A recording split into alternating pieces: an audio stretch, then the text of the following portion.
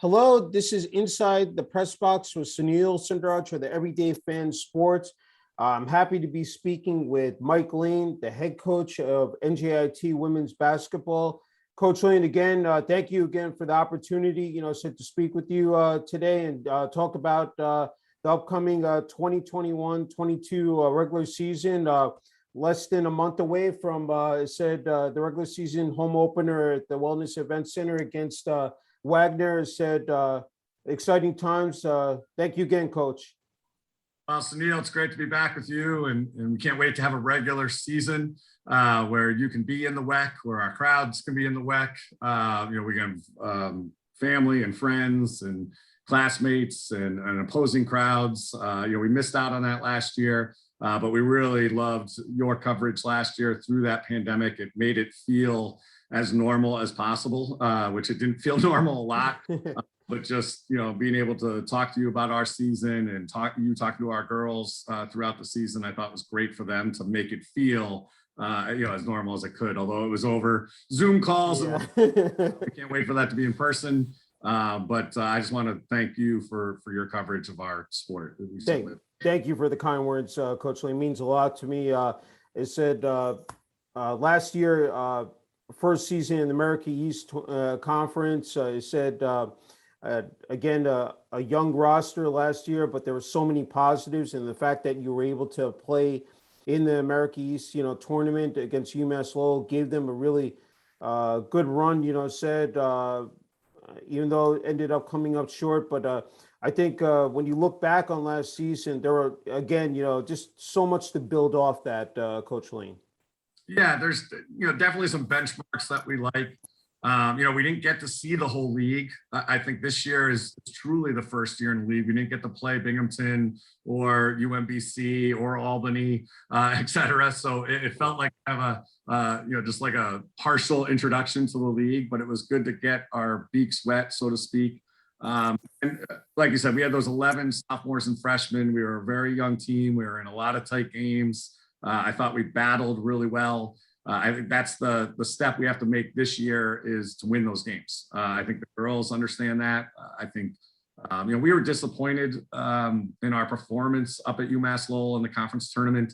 But again, it's like anything with a young team. It was a 6-point game with 6 minutes to go, and we were on the line. And, we got called for a free throw violation, which I might, if we watched it again, I'd like to see if that was actually a free throw violation. I watched it a couple times this summer. Yeah. And, we were cutting it to 5 there, but that point gets wiped off, and then they hit a 3 on the other end, and it's 9, and then we came down, didn't get a great possession. They hit another 3, it's 12, and, the wheels kind of came off. I thought, again, to be in a fourth quarter game on the road in a tournament where we didn't play a lot in February because so many games were wiped out. Yeah. Incredibly proud of the girls, but I think we're all we think we're better than that. And I think they've come back certainly energized and focused on improving that this year. Can you talk about the journey, last season, beforehand, leading up to the opener, and then just, as you said, a very crazy schedule, especially with the COVID-19 pandemic, playing, Saturday, Sunday games back to back. Again, and then games getting wiped out, a very challenging, year, but you guys, the assistant coaches, the coaching staff and the players, did a fantastic job, as well as the athletics administration at NJIT, handling that, Coach Lane. Absolutely. And to be honest, I probably said this last year a lot, it felt pretty normal, through the end of January. We were practicing, we were healthy. We were playing every weekend. The back-to-backs were different, but we certainly, kind of accommodated that schedule. Again, our administration was great in testing our girls. The school was great in terms of, kind of keeping them safe on campus. And we kind of got through it all. And then in February, just when unfortunately some other teams didn't get through it, we were just kind of left. That's when it felt really awkward. All of a sudden on Wednesday, we're finding out that we're not playing this week. And that's, I really credit the girls during that time because it just didn't seem to faze them. Truly last year was a lesson in taking life day to day. I feel like coaches probably preach that a little bit, like, hey, got to get better today. Don't worry about tomorrow. Yeah. But last year, you just really had to do that. And I think the girls did such a marvelous job at keeping that focus, not getting upset about the circumstances, not letting it, kind of wear us down. We weren't enthused going to testing, 3 days a week, and certainly through your 4th or 5th month of doing that, it got old, but our girls just kind of really soldiered through that. Incredibly proud of them. And like you said, it was a complete effort. It was the school, it was our administration, it was our department, it was the conference. Even when those games got wiped out, the conference was working to try to find us a game. We found another game up in New Hampshire. And we were just happy. Like, okay, great, we're playing. We don't care. Give us a game. So we knew that it was just that type of year. It was a very different journey. I thought, and I think the girls learned a lot about themselves. Not only as collectively as a team, but I certainly think individually that they're gonna. I told them that all the time. Like when they're old like us, their kids are going to be asking, what did you do during COVID? And they're going to be able to say, I played college basketball. It's not going to look like that in the history books, I don't think. And it's really an incredible accomplishment that we were able to have any type of season last year. No, I agree. I'm wondering, when you walked off the court, said, up there at UMass Lowell, just what you were thinking at that time. Now here, 6-7 months later, now you're in your 4th season, as the head coach of NJIT, from where you built, you started out, it said here, and now up to this point here with this team now, it said you added some pieces now, said a couple of incoming freshmen, what your outlook, what your expectations, and how everything has been going here with training camp and with this roster, Coach Lane. Yeah, I mean, incredibly excited for this season. Anytime you take over a program and you know that it's going to be a significant build. We knew that we didn't get that first recruiting class when we came in. It was we only had Sam Schultz as a freshman. We weren't able to really add to that class because we came in so late. So now we have 3 recruiting classes under our belt. So we're really excited about the roster. We have 17 kids. I think that's been an issue, although that's a very big roster. Women's basketball program, I think you're seeing that all across the country because of the COVID years and et cetera. But we've needed that. We are at a different institution. We are at a different school. We practice in the morning, so it's very hard for us to find male practice players. So we need a deeper roster to be able to compete against every day. And I think we have that now. It's not a luxury that we had certainly in the first couple of years. Last year felt a little incomplete. I think that's the word that I go back to. We're really happy we had the season. Walking off that court, I think we thought we could have been better, which I thought was great. I think in other years, I don't know if we might have had that collective emotion in the locker room. I think there was a nice, just a nice level of disappointment in the locker room where we were like, hey, we didn't play our best here, show our best. I think we were building as a young team, as you always do through a season. You want to be better at the end. And we just really didn't get that chance to prove that in February. I think that's why we had maybe so much kind of loaded onto that UMass Lowell game that we really wanted to show how much we had grown and how much we had improved. For much of that game, we were right there in it. We weren't able to finish it. So, incredibly happy because I think we did make strides forward. But this is, we gotta get some wins. So now we're in year 4. We have 3 recruiting classes. We want to make some noise in this league. We want the WEC to be a hard place to come to and get a win. And we want people preparing for us like, oh man, we got NJIT, this Wednesday. Like that's a tough team to play. And that's what we have to do. You have that solid core, that nucleus in place here, diving into this roster. I mean, you look at the returning, a very important piece in bringing back Ellen Stoll, said, And then sophomore Lizzie Winkle. I mean, you talk about incredible, freshman year with Lizzie. Said 8.4 points per game, 6.4 rebounds, and 3.1 assists. Named to the all. I said America's rookie team, and then rookie of the week 5 times, and then you also leading scorer Kenneth Squire. So I mean, you just start with those 3, but then of course you build off that. I mean, it's it again, as you said, it's a deep roster, but it said you have the pieces in place. I mean, not to forget also Kimmy Evans, and then you can go with Lindsay Cyrek, Grace Plummer, Maddie Martin, Kennedy Cash, Ariel Myers, Kiana Bretnan.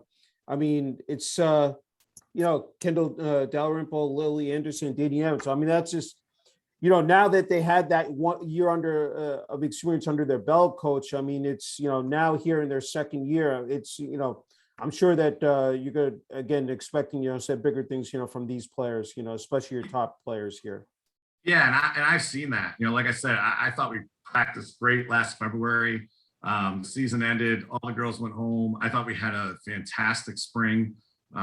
April was very different than any April we've had on campus. We were really just because all those kids had gotten the experience. Yeah. So they were really just able to play. We didn't have the teaching was kind of done last April. Mm-hmm. We could really kind of sharpen iron a little bit. So I thought we had a great spring. We didn't have summer traditionally, what we would normally have in the summer. Mm-hmm. We brought this back early in August. And that was great, because it was just basketball for 2 weeks before they started class. And, certainly the leadership of Ellen and Maddie and Sam and Kimmy, those are our 4 oldest kids. They've been here the longest, listened to me the longest. I think they know, I feel is important. I think we're on the same page. They've been great. Yeah. They've had to be leaders. They're seniors. This is their club this year. This is their team. It's an incredible bonus. When we walked off the court up at Lowell, we did not think we'd have Ellen coming back. So that was, an incredible bonus to the program. Somebody with so much experience, and somebody who's really grown her game from the first year that we've had her, from when she was a sophomore and she had to be the point guard. And that was a tough transition year for her, but it's just made her game better. So we're really relying on those seniors. And then again, all those freshmen and sophomores are a year older. Yeah. So now that junior class is much more experienced, obviously led by Kenna. Kendall is really healthy for the first time, maybe since we've had her, and has been a different player. Absolutely. In camp here before the season. And then Meety and Danny Evans and Kennedy Cash obviously round out that class. Meety has gotten a lot of time. Danny has gotten a lot of time in that post position. And they're getting more mature as players, making better decisions. That's something we talk to them about all the time. Yeah. Kennedy's actually making a little bit of a position switch. Okay.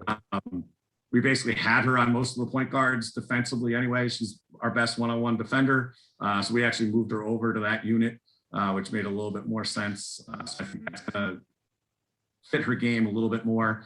She played a lot of point guard in high school, so I think that's going to be a good change for kind of her last 2 years.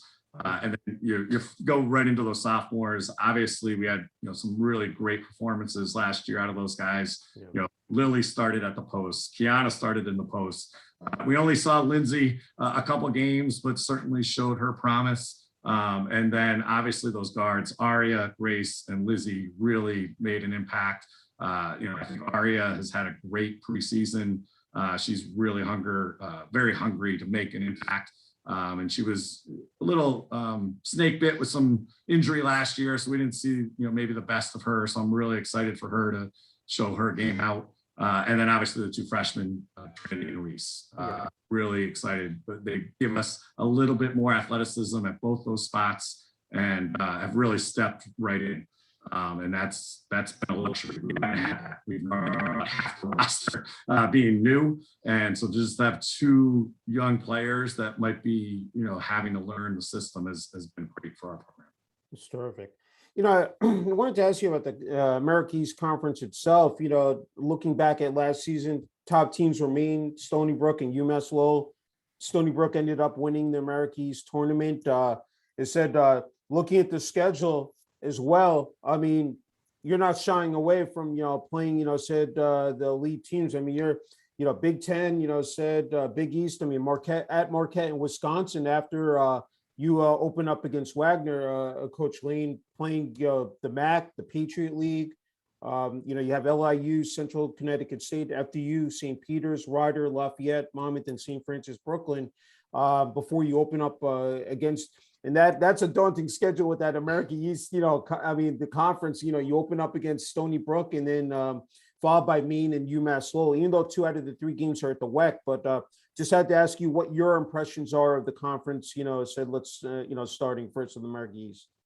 Yeah, it's going to be hard because it's hard to know who's all coming back. I mean, I've looked at rosters and it looks like a lot of teams are basically the same. Obviously, Stony Brook had a big defection, not only their coaching staff, but their point guard Dingle transferred to Fordham, so that will change that, but they're very good. And all those other kids that last year that got them to the NCAA tournament are there. And so their front court is very strong and very big, and we have to be able to battle against that. We didn't do so well last year when we played them. Certainly the second time, I thought we did a better time. Saturday against them instead of Sunday. Maine is the type of program that just reloads. I know she lost a lot, but we know some of those kids on their bench, and we know that they're going to be good. So although they lose, Dar and Blanca, who were huge players in our league for so long, nobody's looking past me. That's for sure. There's still power. We're going to have to be ready to play. And again, UMass Lowell, certainly lost their coach as well, but not a lot from that roster. So those top 3 teams really still should be the top 3 teams, unless some of us can make a jump up. And then, like I said, we didn't really see, we never really saw Albany. We didn't see Binghamton. We didn't see UMBC.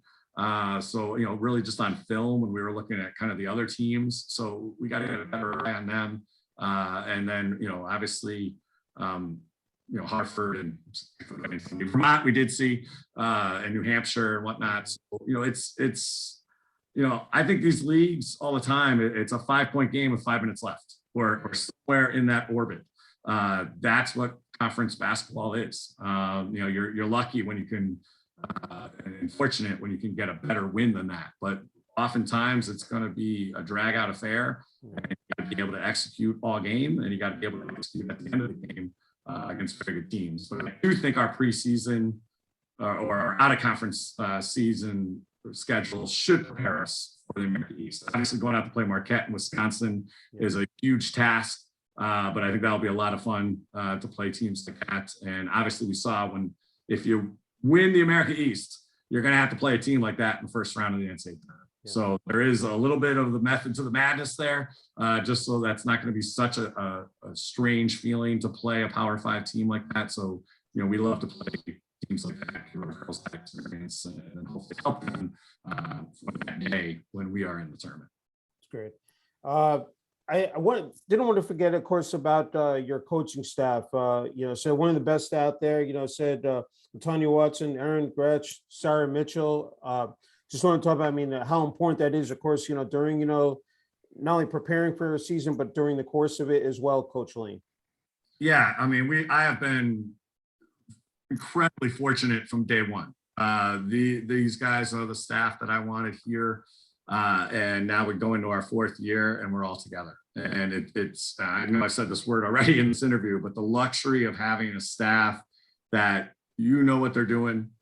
You know that they can do whether it's an individual workout, whether it's film, like they know what we're doing with our players. We know what we want them to be able to do. And I can just kind of give those guys, kind of an open check. Like, hey, you got it. Take your position group, make them better. I don't have to, micromanage any of that. Certainly they know that I'm always chirping in with my 2 cents, and the girls know that I'm going to do that as well. But to have the experience of LaTanya, to have Sarah and Aaron and Anissa as my director of operations, we're incredibly lucky, and I think the girls understand that. But just the stability of our staff and our roster is something that we hope, we can leverage into some improvement. Because we have the same roster that we had last year, plus 2 kids, and then we have the same staff. And just having that synergy, I think, between staff and roster, I'm hoping that we can find a couple wins because of that. Yeah, I mean, first class facilities, as I said, at the WEC, and then with strength and conditioning. Don't want to forget about Bobby Fiston, Stephanie Polari, assistant athletics director for media relations and digital strategy. Athletic director Lenny Kaplan, Peg Heffron, assistant director of athletics or administration and student athlete services, and president Dr. Joel Bloom. And I said, just a really impressive, again, just, I mean, you talk about, the staff, the administration, from top to bottom, said is, in place there. Can you talk about just the support from all those people, Coach Lane? Yeah, and we also have to mention our training staff because it's the longest season, and everybody down in that training room. Obviously, Ariana is our main trainer, but Matt coaches and his whole team down there, Katie Rose and everybody. Our girls get to know that training room very well, and they need to. Sometimes people get scared of the training room, like, hey, I don't want to be in there, which again, on the practice floor, but it's hard to go through a season. It's hard to go through a career without really relying on that training stuff. And like you said, you're exactly right. We have a first-rate facility. We have a first-rate department. We have first-rate administration. We just had our Hall of Fame dinner this weekend, and it was really amazing to hear the stories of what NJIT used to be. And everybody's so proud of what President Bloom and Lenny have built, and having that vision, and that's real. These people come back and they can't believe the building that they have, now that these athletes have. And we have a taste of that because Maddie and Ellen were in the old facility when they were freshmen. I really love that there's still 2 kids on our roster who kind of knew what it was like before, and we've really grown from some humble roots. We are still growing. We have a lot to do, but we have incredible support across campus, which is just a great feeling as a coach. You know that strong foundation behind you, and they're always so supportive. And that's a great place to operate from. Another critical component, Coach Lean, is the role of being a student athlete. And, I said at NJIT, the demands are very high. I mean, that's, again, the expectations. And, it said these players have a lot, said to handle, but they've done a great job of time management and being organized. Can you just, speak to that as well? Yeah, that's absolutely the first bar that we have to clear in the recruiting process. This is a different place. We're very unique in many ways, but the academic portion of that is absolutely the priority. We need to find the right students that can handle the rigor of NJIT on a daily basis, and that does eliminate a lot of kids from the recruiting tree. So we got to find the kids on the right branches that understand what this institution is, what it will do to you every day, and what that's going to help you with down the road. This truly is a 40-year type of decision place that you're going to come here, you are going to work hard for a degree, it's going to mean something, and it has incredible value in the marketplace, whether you're going to grad school, whether you're going into the business world, wherever you're going after your 4 years here with us. We've seen that NJIT degree continue to grow in value, in prestige, and that's absolutely who we're looking for sure. And then because we're doing that right in the recruiting process, I think the kids come here and they know what to expect. I think we're not sugarcoating it in any way. We're finding those kids that want that challenge, and they want the challenge on and off the court because they want to better themselves, and that makes it really easy. To be honest, as a coach, you're getting motivated, disciplined, student athletes from the start. And so I don't have to worry about them a whole lot. Obviously, they're still teenagers and young adults, but I love working at a place like this that they can attract these types of people that are just going to make an incredible impact in their communities once they leave NJIT. So it's a true joy to find those kids and to get them here and to coach them every day. Yeah. I did the final two questions I had. First, it just popped into my head, the growth of women's basketball, women's college basketball, especially, here, in New Jersey, the Garden, aka the Garden State, but across, nationally. I had to ask you about that, just how you've seen it, now grow over the years. I mean, you've been involved in it for so long, Coach Lane. Just if you want to just talk about that as well. Yeah, well, I think you can, last night, the WNBA finals are on ESPN in prime time. They're the first story on SportsCenter. That didn't happen when I was 20 years old. That's not what it was like. Now I grew up, 20 minutes from UConn's campus. So I was very much, I was in that orbit of women's basketball. My mother was a season ticket holder to UConn women's basketball. We went to the UConn men's games. I'll admit, I didn't go to a lot of those women's games when I was young. I was going to the boys' games much more. But it was certainly on our radar, and to actually, kind of really watch Gino build that program from something you didn't even know about, and it was right in my backyard. I think that opened my eyes tremendously. And then obviously I attended a school that also puts a lot of value on women's basketball at Notre Dame. It was a big deal as well there. And a shout out to Skylar Diggins in the game clinching bucket last night. So I've been around it, and to see these sports or this sport really get embraced, like women's basketball, both the WNBA and I think college basketball on Twitter, they've really found their audience there. They've done a really great job, like on social media. They've grown the sport. They're trying to show that the sport is delivering, really kind of the measurables that maybe the business community wants to see, but they are getting eyeballs. It's a great competitive sport. We are a different sport. It's not played above the rim a whole lot. Griner did get it dunked down last night. This is not going to be the game a whole lot. And I think a lot of people really appreciate it because I think it's closer to the game that they played, both male or female audience there. It's closer. I didn't play above the rim, so it's passing, it's cutting, it's that teamwork. I think that's always been something that people have pointed to as kind of the reputation of women's college basketball.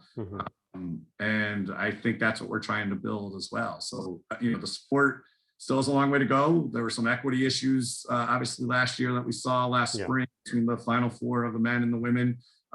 It's good that, we're getting a voice, and that voice is being heard. And we think that changes are going to be made. That didn't happen 2 years ago, that wouldn't even been heard. So, there's growth every day in it. I think most especially we have to get our student athletes involved in the growth of the sport. I kind of try to tell my players, whether it's been here at NJIT, at Bucknell, at Dominican, at the University of Chicago, you guys need to coach the sport. You've played it at a level of expertise in college, whether that's D3, D2, or D1, you know what you're doing. You have to hand off this gift to the next generation. We need to see more young women coaching, whether that's in the industry or just in their community. I think that's something that we need to see more of. As a male in women's basketball, I understand that. I see it. I see a lot of males coaching women's basketball. And I know there should be more females coaching basketball. And hopefully this generation has grown up differently.